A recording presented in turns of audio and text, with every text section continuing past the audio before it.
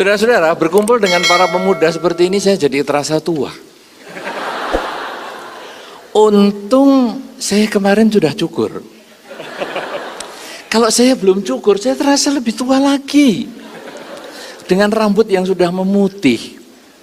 Saudara-saudara, ketika rambut sudah memutih, kemudian saya lalu melihat beberapa umat Buddha yang tadi katanya Pak Irvin ini kok agak lemot-lemot, ya, kurang bersemangat, kurang gagah, kurang punya tujuan hidup.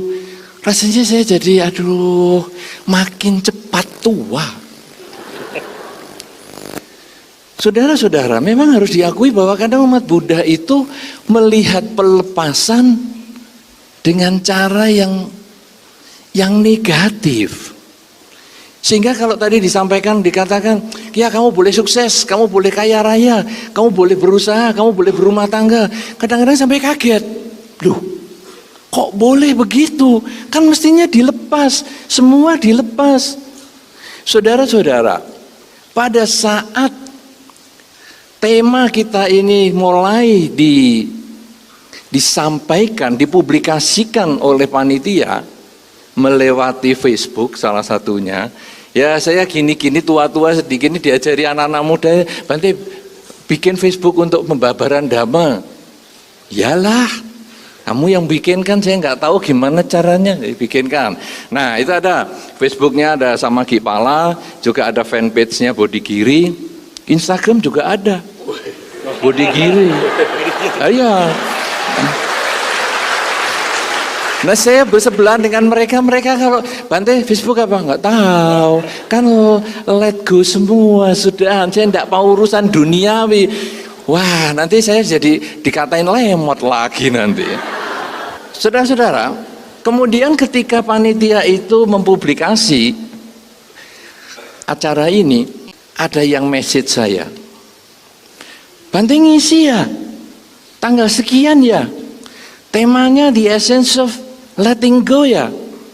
Iya, emang kenapa? Mau suruh jadi biku semua. Loh, wah ini dia. Kenapa? Loh, kalau sudah memang pelepasan yang total kan jadi biku. Jadi nanti setelah Anda ini mendengarkan dharma, pulang pergi ke salon semua, potong semua.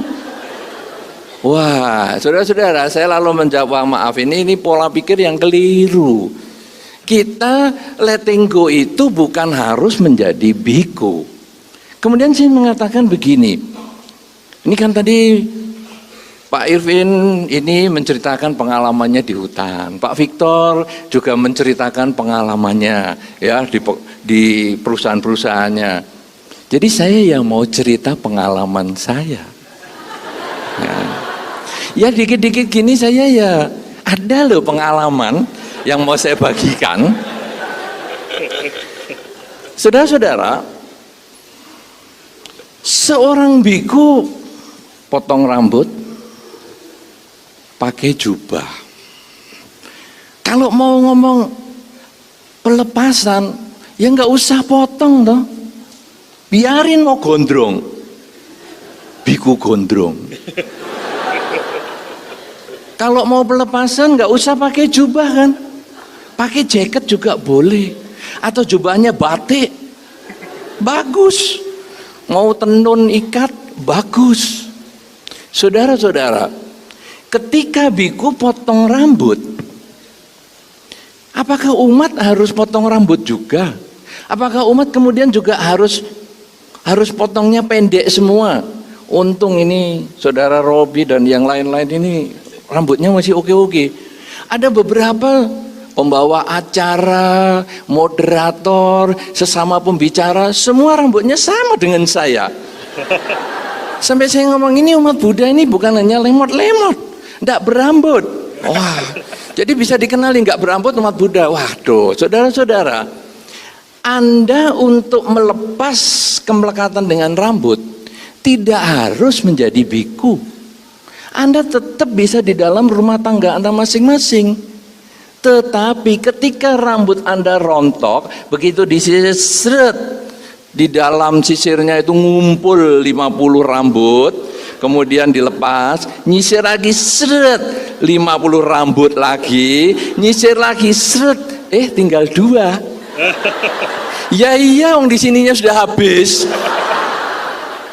Saudara-saudara, ketika Anda merasa bahwa ternyata rambut Anda ini sudah tipis, rambut Anda ini sudah tidak selebat dulu, dan Anda siap menghadapi perubahan seperti itu, yang kalau menurut Pak Victor tadi disebut anicca di sana tadi ditulis, maka Anda sudah siap pelepasan. Jadi sangat sederhana. Bukan karena Anda potong rambut, ya saya bisa pelepasan, saya setiap bulan pergi ke salon, saya biasanya salon yang 200 ribu, sekarang salon yang 50 ribuan aja, saya kan sudah pelepasan. Itu bukan hanya pelepasan, itu pengiritan. Saudara-saudara, pelepasan adalah ketika Anda melihat rambut Anda rontok satu-satu, kemudian Anda lihat di bantal Anda juga rontok semua rambutnya, dan Anda siap menghadapi itu, Anda tidak mengeluh menghadapi itu, Anda berarti sudah bisa pelepasan. Ketika Anda bisa pelepasan, maka kemudian Anda bisa mengambil sikap. Sikapnya apa? Ya sudah, saya rontok semua, nggak apa-apa. Ya sudah, itu sikap Anda. Ya, nah saudara-saudara, kalau Anda hanya karena terpaksa untuk memenuhi kebutuhan lingkungan, tidak problem, tapi dalam batin Anda sudah siap menghadapi perubahan, itu berarti Anda sudah siap pelepasan. Tanpa harus menjadi biku, Anda tetap di dalam rumah tangga. Kemudian Anda melihat, wah seorang biku pakai jubah. Beberapa orang katakan waktu saya ceramah dengan pelepasan-pelepasan gini, "Loh, Bante pakai jubah, ayo coba ganti, pakai baju." Ya nggak mau, berarti kan melekat toh, melekat dengan jubahnya kan. Coba saudara, umat sekarang pandai-pandai loh ini, seperti mereka-mereka ini. Anda kalau ngawur-ngawur penjelasannya ya bisa ditembak begitu, nggak bisa ngomong. Saudara-saudara, ketika Anda melihat seorang biku pakai jubah, kemana saja pergi pakai jubah, oke. Berarti Anda kemudian menyadari, saya ini punya pakaian ya, Senin, Selasa, Rabu, Kamis, Jumat, Sabtu, Minggu berbeda. Ketika Anda sudah siap dengan hanya pakaian yang terbatas, itu Anda sebetulnya sudah melepas. Saudara-saudara, ada beberapa ibu, itu kalau pergi ke Hong Kong misalnya, ini ada baju baru nggak ya, model baru nggak ya? Kemudian pergi ke mana lagi? Guangzhou. Ini apa lagi? Wah. Kemudian satu ketika, Bante ini bagus nggak Bante bajunya? Saya suruh lihat baju. Suruh apa saya lihat baju? Bante lihat ini ya. Terus kemudian saya katakan, ini kamu punya baju segini banyak, mau dipakai bareng. Kalau mau dipakai bareng 7 lapis, itu ada waktunya. Kapan? Kapan pakai 7 lapis? Kapan? Winter Bante. Bukan winter. 7 lapis kalau pakaian itu dipakai bareng, itu berarti sudah siap dikremasi. Wah, yang nggak berani Bante 1 lah. Sekarang 1. Kamu kemarin barusan beli 1. Sekarang ke Hong Kong beli 1. Ini ke Singapura beli 1. Ini pergi lagi ke Eropa beli 1. Kemudian ada lagi ke Amerika beli 1, beli 1, beli 1. Bagaimana kamu bisa belajar melepas? Masalah nanti kamu mau punya 10, mau kamu punya 100 potong baju, mau kamu punya 3 lemari potong baju, 3 lemari baju. Itu urusanmu dengan ketamaanmu. Tapi ketika kamu tahu cukup hanya 3, itu berarti kamu memahami the essence of letting go. Kamu cukup 3 potong, cukup. Itu berarti hakikat pelepasan sudah jelas. Sama dengan seorang biku, cukup 1 potong jubah ini. Makanya biku selalu duduknya terpisah. Coba Anda perhatikan. Kalau dekat-dekat, Anda bisa tutup hidung loh. Nah, cuman satu. Nah, tapi Sang Buddha kasih juga kalau mau lebih dari satu ya itu milik bersama, itu ada aturannya. Tapi kita miliknya hanya satu. Nah, saudara-saudara, ini adalah kehidupan kebikuan. Potong rambut ternyata Anda bisa tidak melekat dengan rambut. Kemudian jubah ternyata Anda bisa ketika Anda tahu cukup saya bajunya segini saja. Tidak berumah tangga. Nah, ini juga ada di dalam Karaniamita Sutta, tidak melekat dengan keluarga dan lain sebagainya. Kadang-kadang kemudian, wah ini kalau gitu kita membaca Karaniamita Sutta harus menjadi biku. Bukan.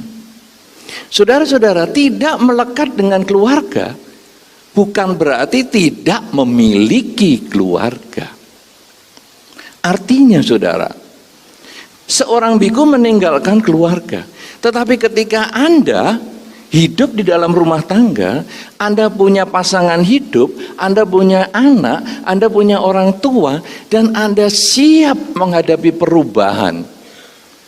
Ketika pasangan hidup Anda sakit, ketika pasangan hidup Anda menua, ketika pasangan hidup Anda meninggalkan Anda, ketika Anda siap, maka Anda sudah memahami the essence of letting go.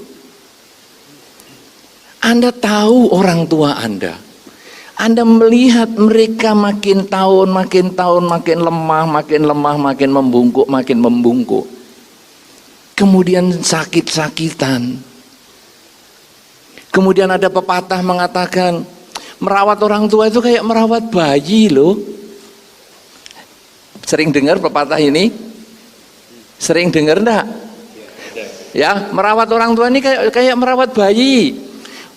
Dulu bayi dituntun, ini orang tua yang dituntun. Dulu bayi disuapin, ini juga sekarang orang tua disuapin. Betul? Persis bayi. Siapa yang percaya bahwa merawat orang tua itu sama dengan bayi? Tunjuk jari, 1 orang, 2 orang, 3 orang. Siapa yang tidak percaya orang tua itu seperti bayi, kalau makin tua makin seperti bayi?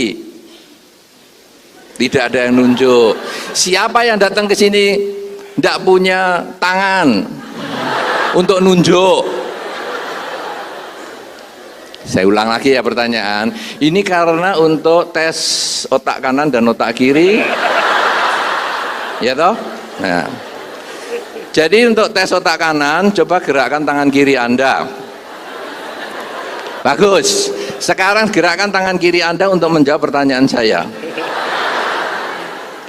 Siapa yang percaya, siapa yang setuju bahwa orang tua makin seperti bayi? Oke, cukup banyak. Ya, ini adalah yang otak kanan. Baik, sekarang ini otak kiri. Otak kiri menggerakkan tangan kanan. Saudara-saudara, siapa yang tidak setuju, ini gunakan tangan kanan ya. Siapa yang tidak setuju bahwa orang makin tua makin seperti bayi? Sedikit. Oke, sedikit. Siapa yang tidak menjawab apapun yang saya tanyakan? Hanya 1 orang yang berani ngaku. Aduh. Berarti kalau otak kanan enggak ada, otak kiri enggak ada. Masa otak tengah? Saudara-saudara, Anda perhatikan, kalau bayi hari ini mereka sudah pada punya bayi semua ini ya. Ini bayinya dulu pernah punya bayi 3 ya. Ini satu ya. Sampai bukannya toko bayi loh tadi.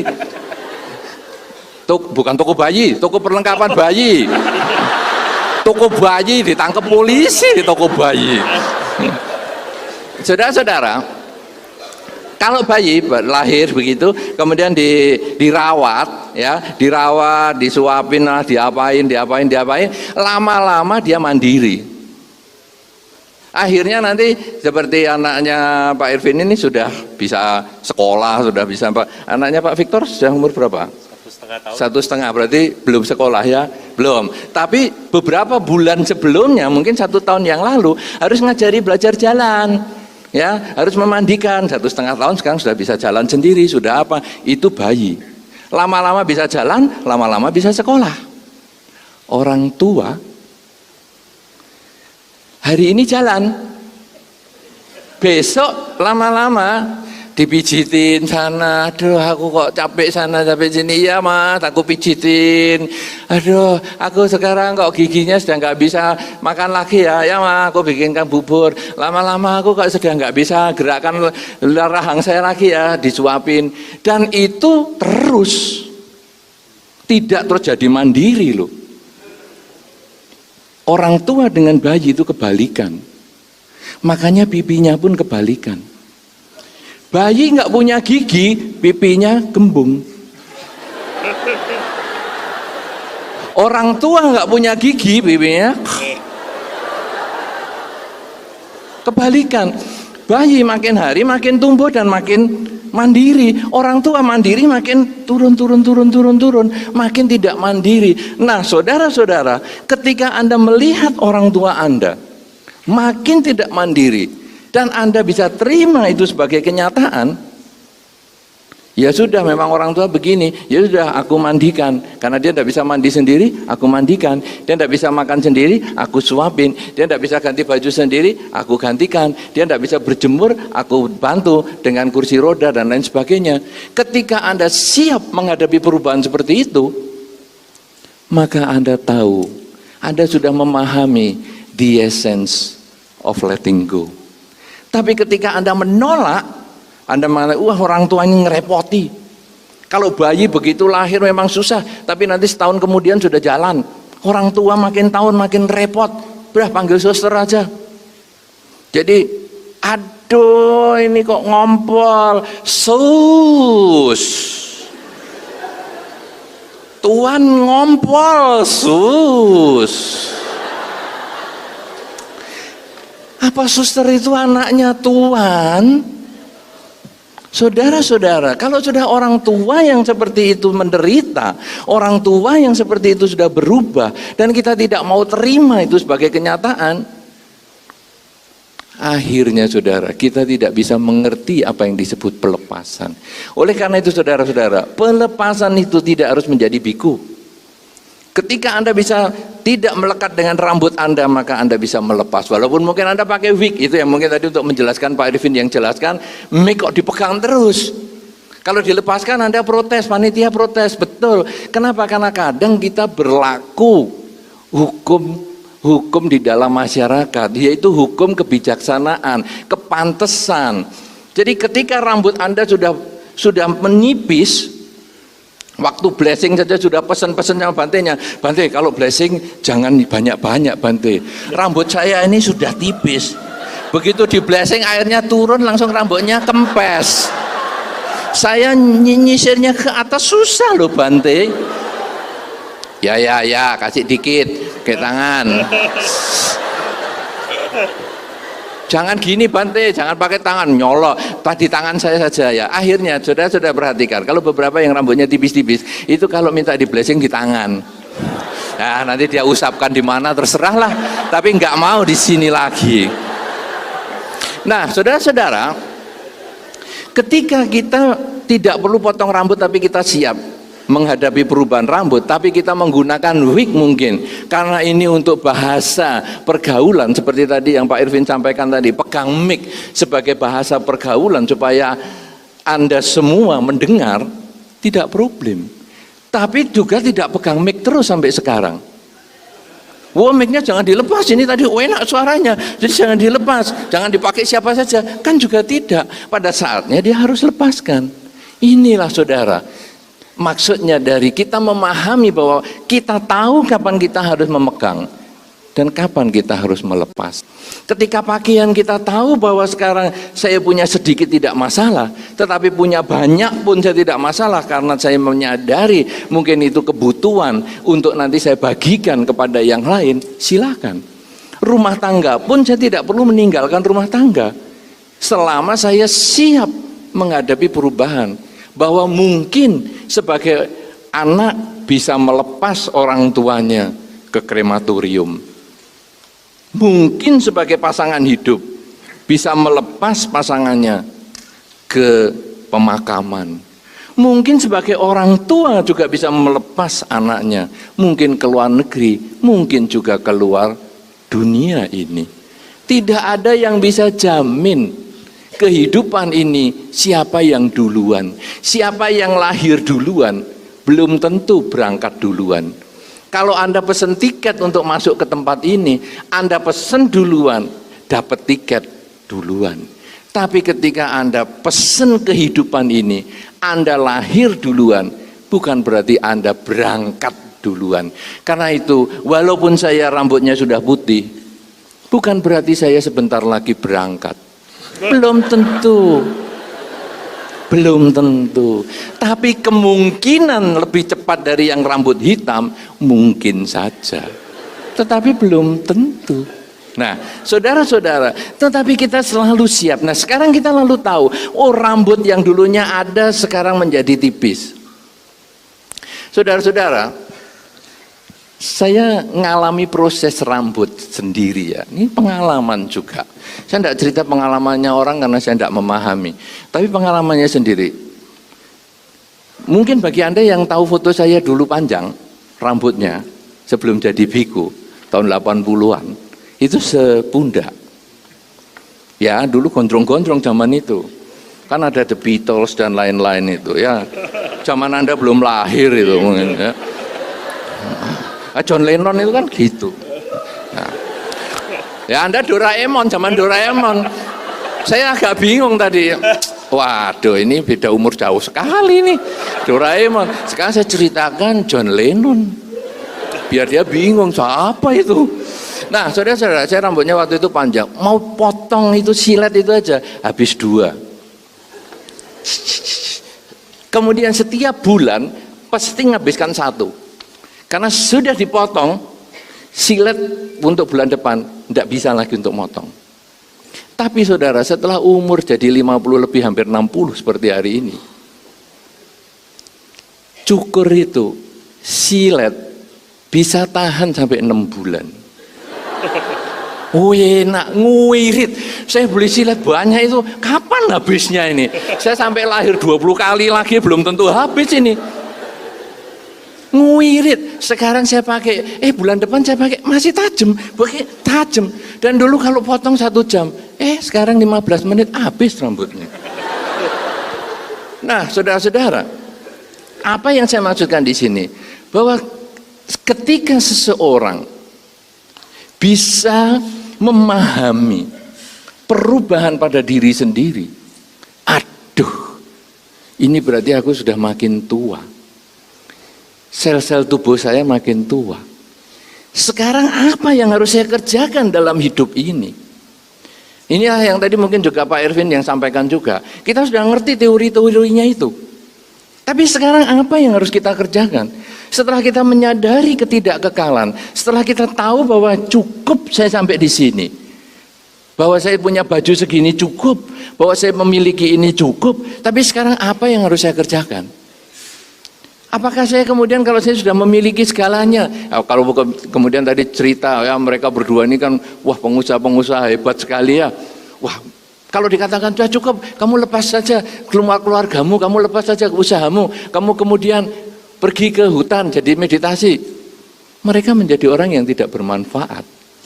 Tapi ketika dia merasa cukup, kemudian dia terus mengembangkan, mumpung umur masih ada, mumpung kemampuan masih ada, mumpung kesempatan masih ada, maka saya sekarang kembangkan, sehingga kecukupan saya tadi, kalau punya kelebihan saya akan bagikan. Saya cukup bajunya 3, tapi ketika saya bekerja sampai punya 5 baju, maka yang 2 saya bagikan. Saya cukup, saya punya rumah 1, saya akan kerja sampai rumahnya 3, saya akan bagikan kepada mungkin mereka yang membutuhkan, panti asuhan dan sebagainya. Dengan cara demikian saudara, maka setelah kita memahami hakikat pelepasan, kita menggunakan setiap saat perubahan ini untuk melakukan yang terbaik dengan badan, ucapan, dan pikiran. Inilah yang akan saya sampaikan sebagai pengawal atau sebagai awal dari pembahasan kita pada kesempatan ini. Semoga bisa bermanfaat dan kembali saya lepaskan kesempatan ini kepada saudara Robi Oktober. Terima kasih.